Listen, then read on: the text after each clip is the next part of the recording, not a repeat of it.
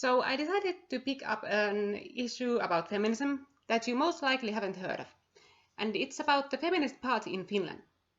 And there are these two feminist women who have started this party. And they don't have a party yet. They first have to collect 5,000 supporter cards and deliver them to the government. And then they can call themselves a party. But for now, they are a society. And these two women are Marian Abdul Karim and Katju Aro. And this Marian Abdul Karim is a woman of Somali descent. And she's one of those SJWs who believe feminism and Islam are compatible with each other. So she's a Muslim. And obviously she's one of those people who believe that she can make up her own Islam, just like Malala.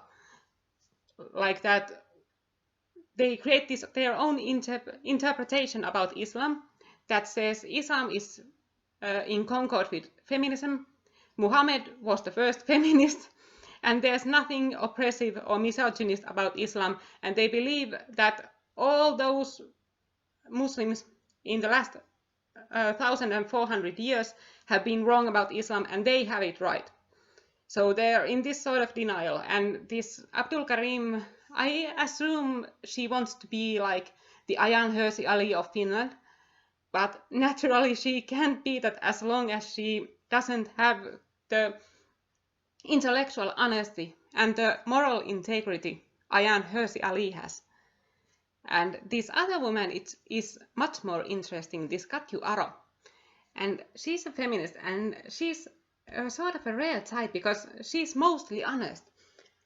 Like honest about those things feminists usually lie about. Like when you ask a feminist, oh, but feminism is only about women's rights. Why, how can you say you are for equality when you only are interested about women's matters? And they say, oh, we are interested in men's matters, but they can't name a single one MRA issue that would be important to men. So it's all a lie. And like when they lie about wanting to have discussion with anti-feminists and all that. But this Katju Aro, she's honest. And she's honestly a cunt.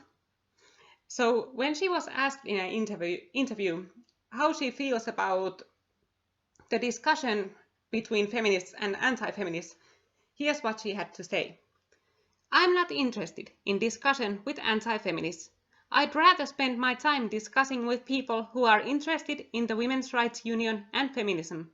I will not discuss with misanthropic people at all because they have excluded themselves from the democratic discussion.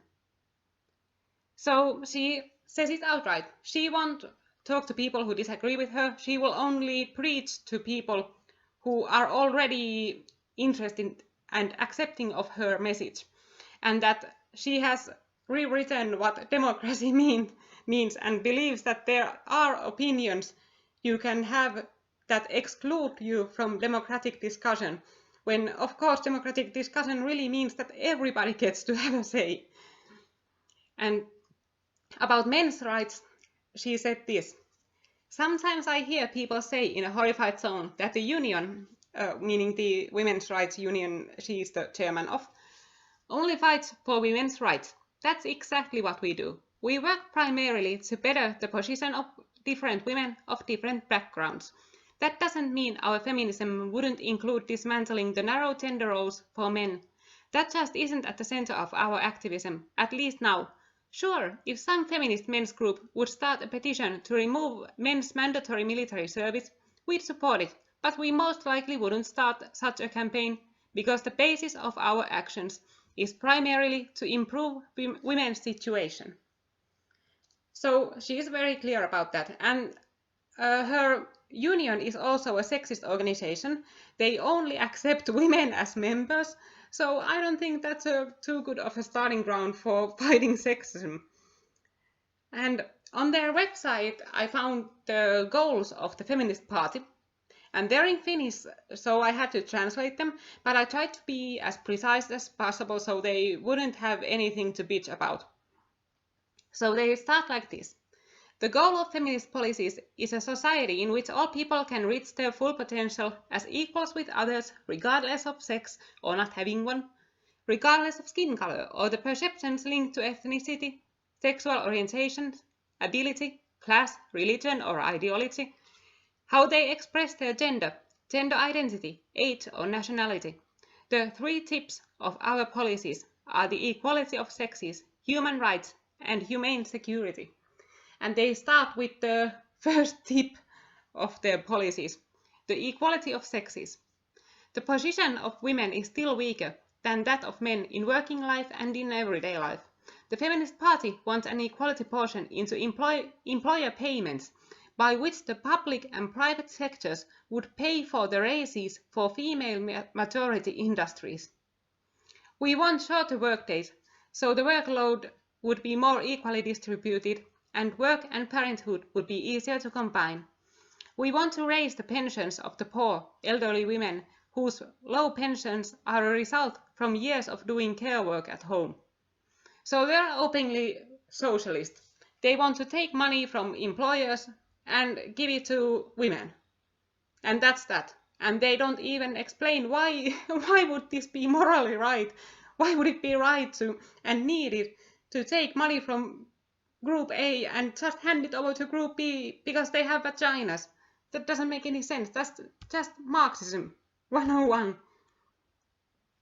And they continue with their second tip, non-discrimination, which is sort of funny because in the introduction they said their second tip is human rights, but now they say it's non-discrimination.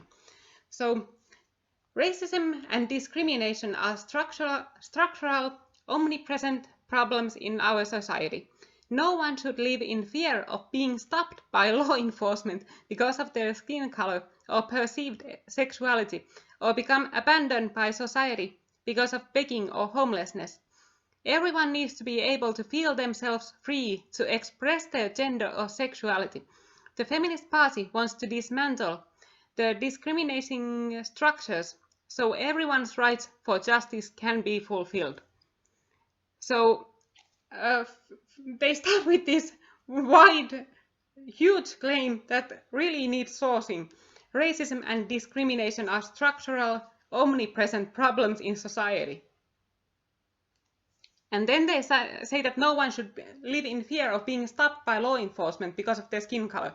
When has that ever happened in Finland? I have never heard of such a story. There was this one story in which this Somali model was given a parking ticket, and she complained in Facebook about the cops being racist because they gave her the ticket, and she even admitted that she had parked her car wrong. She said, "Oh, but I just left it there for a few minutes, so these cops are racist for handing me a ticket." So that's the level of persecution colored people face from law enforcement over here. And this is really weird that they want to regulate people's feelings. Everyone needs to be able to feel themselves free to express their gender or sexuality.